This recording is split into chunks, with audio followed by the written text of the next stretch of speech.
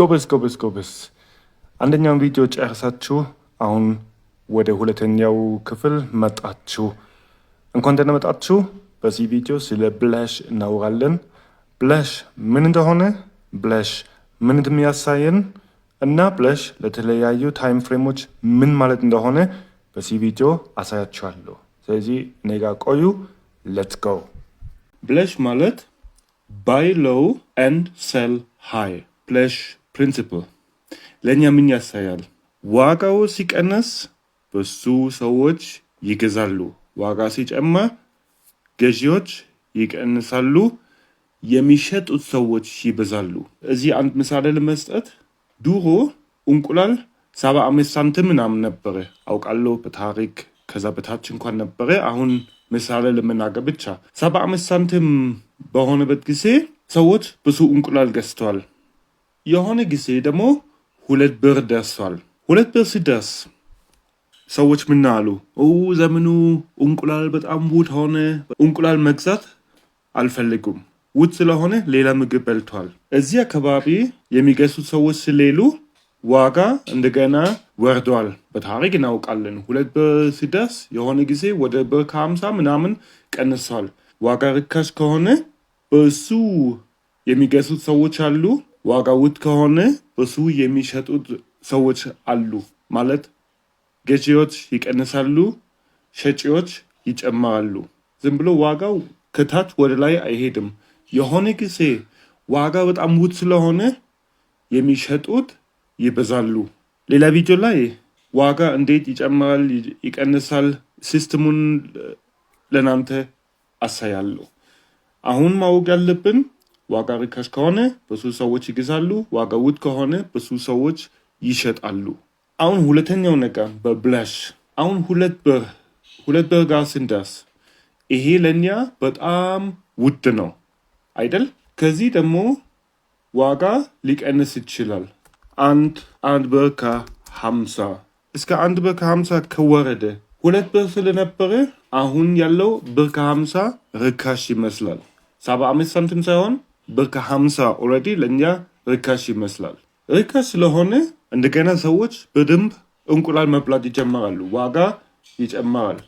20 ብር እንበል። 20 ብር ሆነ። 20 ብር ርካሽ ነው ወይም ውድ ነው?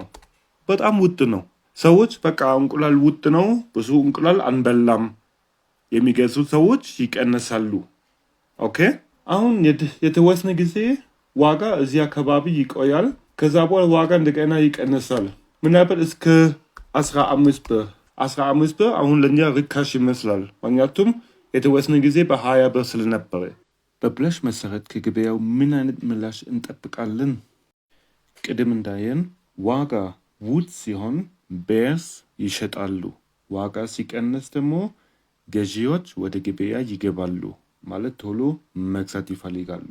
ዋጋ ሲቀንስ እንደዚህ ለምሳሌ እዚህ ገዢዎች በብዛት ወደ ገበያ ይገባሉ። ምን አይነት እንቅስቃሴ እንጠብቃለን? እዚህ ብዙ ገዢዎች ወደ ገበያ ስለሚገቡ ዋጋ ቶሎ ወደ ላይ እንዲመለስ እንፈልጋለን። ምክንያቱም በጣም ርካሽ ስለሆነ ብዙ ሰዎች መግዛት ይጀምራሉ እዚህ አካባቢ። ኦኬ። እንደዚህ ከሆነ ለእኛ አሪፍ ነው ማለት ቡልስ በእውነት መግዛት ጀምሯል። ከዚህ ታች እንደዚህ እንቅስቃሴ ካየን ምን ያሳያል? ይሄ የቡልስ ሪያክሽን ነው። ዋጋ እንደዚህ ርካሽ ከሆነ አይደለም፣ ገና የቡልስ ኃይል አይኖርም። እና ቅድም እንዳየን ዋጋ በአንድ ደረጃ ላይ ሲቆይ ምን ይሆናል? ይሄ ዋጋ ልምድ ይሆናል። ገና ሲወርድ ይሄ ዋጋ ርካሽ ይመስላል። ስለዚህ ሰዎች እንዲገዙ እናስባለን። እዚህ ደግሞ ሲቆይ ይሄ ዋጋ ለእኛ ርካሽ ሳይሆን ይሄ ዋጋ ለእኛ ኖርማል ይመስላል። እንደዚህ ስለሆነ ዋጋ ገና ለቡልስ ርካሽ እንዲመስል ገና ከዚህ እንደገና ይወርዳል። ከዛ በኋላ የሆነ ቦታ ይሄ ሪያክሽን ኤክስፔክት እናደርጋለን። አሁን በቻርት ላይ ምሳሌ እናያለን። ኦስትሬሊያን ዶላር፣ ጃፓኒዝ ጀን ዋጋ እንደዚህ ከፍተኛ ነበረ፣ በጣም ወረደ። እንደዚህ በኃይል ሲወርድ እዚህ አካባቢ ምን ኤክስፔክት እናደርጋለን? አስቡት። ስንት ፐርሰንት ከዚህ ወረደ? ይሄ ማለት 66% ወረደ። ርካሽ አይባልም? እዚህ ቡልስ እንዴት መክሰብ ነበረባቸው?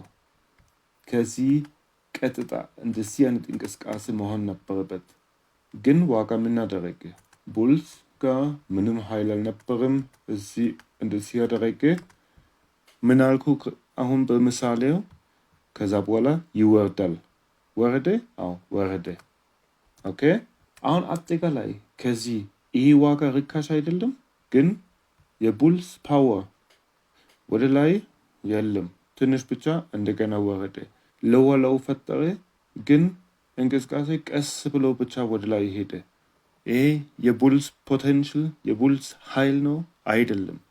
እንደገና ወረደ፣ እንደገና ሞከረ፣ አዲስ ሀይ አልፈጠርም፣ እንደገና ወረደ። አሁን እንደገና ትንሽ ይጨምራል፣ ግን አጠቃላይ ቡልስ ጸጥ ይላሉ፣ ምንም ኃይል አይፈጥሩም። በጣም ርካሽ ስለሆነ ማለት አጠቃላይ ስንመለከት ርካሽ ነው። ለቡልስ ምን ያስፈልጋል? አንድ ሎው ያስፈልጋል። አሁን ይሄ የወርሃዊ ቻርት ነው። ስለዚህ አሁን ስለ ሎንግ ተርም እናወራለን። የኔ ኤክስፔክቴሽን ምናልባት ገና ትንሽ ይጨምራል፣ ግን የኔ ኤክስፔክቴሽን ምንድን ነው? እዚህ አንድ ሎው ይፈጠራል። ከዛ በኋላ ኃይል ሊኖር ይችላል። በሌላ ቪዲዮ ስለ ሊኩዊዲቲ እናወራለን። አሁን እዚህ ከዚህ ሎው ሌቭል በታች ሊኩዊዲቲ ይኖራል፣ ግን ዋጋ ወደ ላይ እንዲሄድ ኃይል አልነበርም። ብዙ ገዢዎች ገና የሉም። ስለዚህ አሁን ሲወርድ እዚህ ታች ታያላችሁ 2033 አሁን እዚህ ነን 2026 ማለት በ7 ዓመት ውስጥ አውስትራሊያን ዶላር ጃፓኒዝ የን ገና እንደዚህ ሊወርድ ይችላል። እዚህ ታች ብዙ ገዢዎች ወደ ገበያ ይገባሉ። ዋጋው በሩጫ ወደ ላይ ሊሄድ ይችላል። ገብቷቸዋል? ግልጽ ካልሆነ ኮመንት ላይ የናንተን ጥያቄ ጻፉት። አሁን ደግሞ በደንብ ይወድ እዚህ ዋጋ እንደዚህ ሲወርድ በኃይል ምላሽ ማየት ፈልጉ። ምን እናደርጋለን? ይሄን እንቅስቃሴ እናያለን። ኦኬ፣ ተመሳሳይ ነው። ዋጋው እዚህ ጨመረ፣ ቀስ ብሎ ዋጋ ውድ ሆነ ማለት ነው። በዚህ ሪሌሽን ውስጥ ዋጋ ውድ ሆነ፣ ለቡልስ ፑሽ ማድረግ ከባድ ሆነ። እዚህ መጀመሪያው ቤርስ ኃይል አገኙ፣ በቂ አልነበርም። ቡልስ ገና ፑሽ አደረጉ። እዚህ ደግሞ ዋጋ በኃይል ወረደ። በዚህ እንቅስቃሴ እዚህ በጣም ውድ ዋጋ ስለነበረ ቤርስ በደንብ ሸጡ። ዋጋ በኃይል ወረደ። ከዛ በኋላ ቡልስ ምን አደረጉ? ከዚህ ይልቅ ይሄ በጣም ርካሽ ስለነበረ ቡልስ በደንብ ገዝቷል። በትንሽ ጊዜ የት ደረሱ? እንደገና በዚህ ዋጋ አካባቢ ደርሷል። እንደዚህ አይነት እንቅስቃሴ እዚህ ላይ ማየት ፈልጉ። እዚህ ዋጋ ቶሎ ወደዚህ እንዲመለስ ማየት ፈልጉ። እዚህ ደግሞ ቡልስ እንደዚህ አደረጉ። ስለዚህ በኢንተርን ስትራክቸር እዚህ ቡልስ ጋር ፓወር ነበረ። አዲስ ሀይ አልፈጠርም።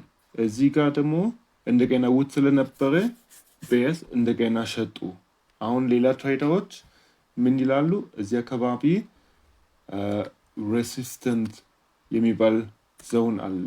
ሬሲስተንስ ምንድን ነው? ሬሲስተንስ ማለት እዚህ አካባቢ ለቤርስ የሚመች ዋጋ አለ። ዋጋው እዚህ ውስጥ ደርሶ ከዚህ እንደገና ሊመለስ ይችላል። የኤክስተርን ስትራክቸር ላይ ገና ሌላ ሎው ያስፈልጋል ለቡልስ። ስለዚህ እዚህ ምናልባት ሊመለስ ይችላል። ኦኬ፣ አሁን ታይም ፍሬሙ እንቀይራለን። አሁን ወርሃዊ ታይም ፍሬም ላይ ነን። ይሄ ሀይ ለዚህ አይነት ፑሽ በቂ ነበረ ማለት እዚህ ዋጋ በጣም ውድ ስለነበረ ቤርስ በደንብ ሸጡ። ኦኬ፣ እንደገና ቡልስ እዚህ ርካሽ ነው ብሎ በደንብ ገዝተዋል። እዚህ ይሄ ዋጋ ጋር ሳይደርስ ለቤርስ የሚመች ዋጋ ነበረ ለመሸጥ። ዋጋ ቀነሰ። እዚህ ደግሞ ቡልስ ቶሎ ገብቶ ዋጋ ፑሽ አደረጉ። አሁን እናንተ ትልቅ ጥያቄ እዚህ ላይ ስንደርስ ከዚህ 20 ሃይ ምን ኤክስፔክት ታደርጋላችሁ? የሚበልጥ ዋጋ ይሆናል። ስለዚህ እዚህ ቤርስ ሊሸጡ ይችላል። በዚህ መንገድ አሁን ወደ ትንሽ ታይም ፍሬም እንሄዳለን። እዚህ ያለውን እንቅስቃሴ ለማየት እና እንቅስቃሴ ምን መሆን አለበት? አሁን እንደዚህ ቀስ ብሎ እንዲወርድ ማየት እንፈልጋለን ወይም ምን ማየት እንፈልጋለን? እርግጠኛ ነን ታውቃላችሁ። በኃይል እንዲወርድ ማየት እንፈልጋለን።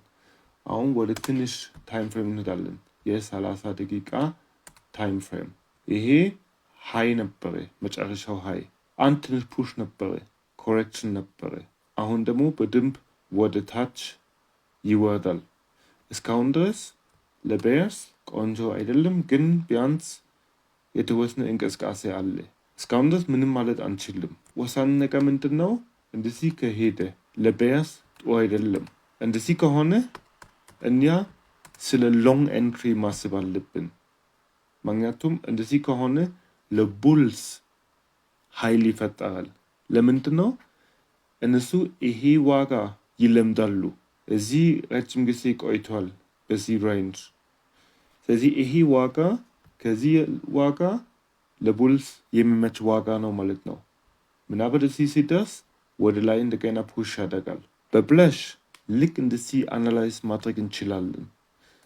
ከዛስ ይህን ስናውቅ መጀመሪያው ማሰብ እንችላለን። ሎንግ ወይም ሾርት ይመቻል፣ የትኛው ይሻላል?